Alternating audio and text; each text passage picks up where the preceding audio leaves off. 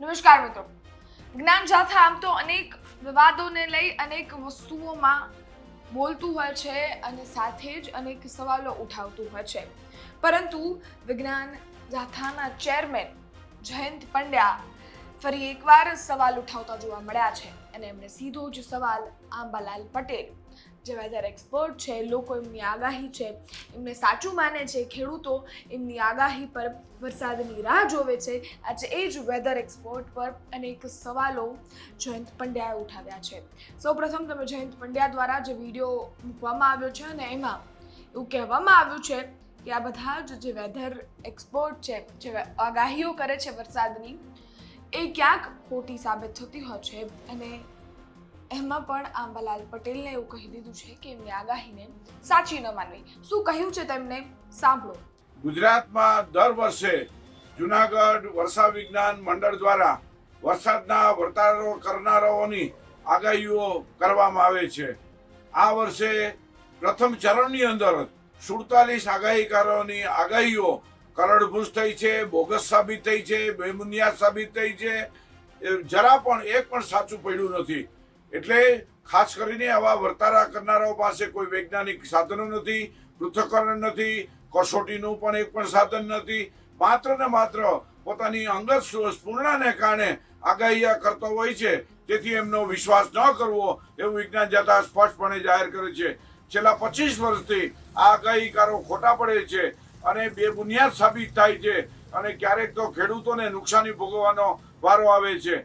આ બધી પ્રતિક્રિયાની અંદર અમે લોકોને અપીલ કરીએ છીએ કે હવામાન શાસ્ત્રી કે હવામાન ખાતું ખોટું પડે તો પણ તેની પાસે ક્રિયાકારના સંબંધને કારણે કેમ ખોટું પડ્યું તેવા કારણો આપી શકે છે. જ્યારે આ વર્તારો કરનારો પાસે ખોટું પડવાનું કોઈ પણ છે નહીં. એમણે જાહેરાત કરી હતી કે 25મી મે થી 31મી મે સુધી એક્ટિવ થઈ જશે, પ્રી મોન્સૂન થશે. તેવું થયું નથી. 6 જૂનથી 11મી જૂન સુધીમાં વાવણી લાયક વરસાદ થશે. બીજા તબક્કાની અંદર સમગ્ર ગુજરાતમાં વાવણી થઈ જશે. હવે કોઈ ચિહ્નો દેખાતા નથી અને આ માત્ર ને માત્ર બોગસ સાબિત થયું છે. એ તમામ આગાહીઓ છે બોગસ જ હોય છે. તેના પર એટલા માટે વિશ્વાસ ન રાખવો કે એની પાસે કોઈ સાધનો નથી.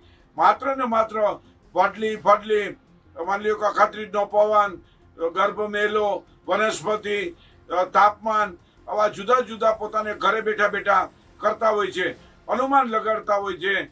એમાંથી 100માંથી એકનું સાચું પડે તો ઢોલ પીટાવીને જાહેરાત કરતા હોય છે. વિજ્ઞાન જાથા સ્પષ્ટ જાહેર કરે છે 25 વર્ષથી એક પણ આગાહી સાચી નથી પડી. અમદાવાદ, ગાંધીનગરની અંદર વારંવાર એક આગાહીકાર વાવાઝોડું આવશે એવી બોગસ એની કોઈ વાત સમજી શકતું નથી, છતાં લોકોના માથા પર મૂકે છે. તેથી લોકોએ આવા વ્યક્તિઓને બોધપાઠ આપવો જોઈએ. વિજ્ઞાન જાથા એ વરસાદના વર્તારા માટે એટલા માટે વિરોધ કરે છે કે એમની પાસે એક પણ સાધન નહીં, એક પણ કસોટી થઈ શકે નહીં. અને વિજ્ઞાનમાં તો હંમેશા કોઈ પણ તારણ નીકળે સમગ્ર વિશ્વની અંદર એક જ સરખું તારણ હોય છે, ત્યારે આવા શખ્સો પાસે હોતું નથી. તેટલી વર્તારા કરનારાઓ પાસે કોઈ પણ જાતનો વિશ્વાસ ન રાખવા વિજ્ઞાન જાથા લોકોને અપીલ કરે છે. આપણે સાંભળ્યું એમાં કહેવામાં આવ્યું છે કે આંબાલાલ પટેલ સાથે જ બીજા જેટલા પણ જે આવી રીતે વરસાદની આગાહી કરે છે, વેધર એક્સપર્ટ છે, એ લોકોની વસ્તુઓ પર બહુ માનવું નહીં. એમની પાસે ન કોઈ એવા સાયન્ટિફિક મશીન્સ છે કે ન એમની પાસે એવી કોઈ સાયન્ટિફિક ક્વોલિફિકેશન છે કે કાંઈ એવું છે જેનાથી એ સાયન્સની સાથે કનેક્ટેડ હોય. એમની પાસે એવા ઇન્સ્ટ્રુમેન્ટ નથી જેનાથી એ વેધર એનાલિસિસ કરી શકે. એટલે જ એ વસ્તુઓ ખોટી સાબિત થતી હોય છે, આવું એમના દ્વારા કહેવામાં આવી રહ્યું છે. સીધા જ આક્ષેપ આંબાલાલ કાકા પર કરવામાં આવ્યા છે. આંબાલાલ પટેલને લઈને વાત કરવામાં આવી છે અને એમના પર સવાલો ઉઠાવવામાં આવ્યા છે. આ સવાલો અંગે આપનું શું માનવું છે કમેન્ટ ચોક્કસથી કરજો. બાકી ફરી મળીશું. ત્યાં સુધી ગુજરાત તક જોતા રહો. લાઈક કરો, શેર કરો, સબસ્ક્રાઈબ કરો. ધન્યવાદ.